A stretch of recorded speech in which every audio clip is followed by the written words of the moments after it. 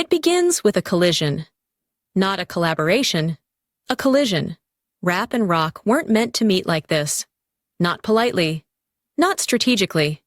They smashed into each other in a flaming wreck called Judgment Night, and what spilled out was not just an album, it was a rupture in the timeline. This wasn't a soundtrack, it was a statement, a sonic declaration that genres were fake, boundaries were lies, and everything could be louder if you stopped asking permission. Every track is a duel, a dare, and a breakdown of what the industry was too afraid to put on the same stage. Helmet and House of Pain didn't just share a song. They made war sound like it belonged in a mosh pit and a cipher. Sonic Youth and Cypress Hill didn't blend. They bled into each other. Everlast growling while guitars scream, and Be Real floats above it like a prophet with weed smoke in his throat. Faith No More and Boo-Yaa T.R.I.B.E? That wasn't a feature. That was a ritual. Mike Patton's chaos layered against Tongan war chants and funk metal breakdowns so deep, they make your ribs vibrate. It's not just aggressive. It's spiritual. It's dangerous. It's alive. And this wasn't posturing. This was 1993. Long before Linkin Park made it radio-friendly.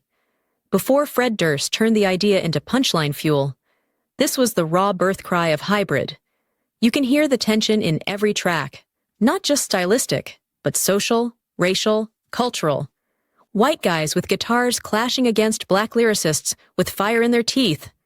No smoothing the edges. No label notes asking for hooks. Just catharsis. It was noisy. It was sweaty. It was so real you could smell it. You don't put this album on, you enter it. You feel the crunch of distortion and the snap of syllables as two worlds lock eyes and nod like, yeah, let's burn something down. The Judgment Night soundtrack is what happens when you stop negotiating with genre and start throwing fists with it. Even the sequencing tells a story. No soft intro, no cool down. Just hit after hit, each more chaotic than the last, until the final track leaves you pacing. Not dancing, not humming, pacing. Because it activated something. And it still does. Decades later, you play it, and it doesn't sound dated. It sounds missed. Like a moment we never followed through on. A promise we broke. The album dares you to ask, why didn't this become the default?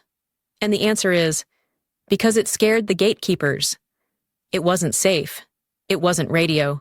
It was rebellion pressed onto a CD and slipped into the backseat of a movie that didn't deserve it. The film? Forgettable. The soundtrack? Unrepeatable. Not because it couldn't be copied, but because you can only crash two speeding vehicles into each other once before the wreckage becomes sacred. Judgment Night is the sound of that wreckage. The best album ever made because it shouldn't exist, and yet it does, and it still hits like prophecy.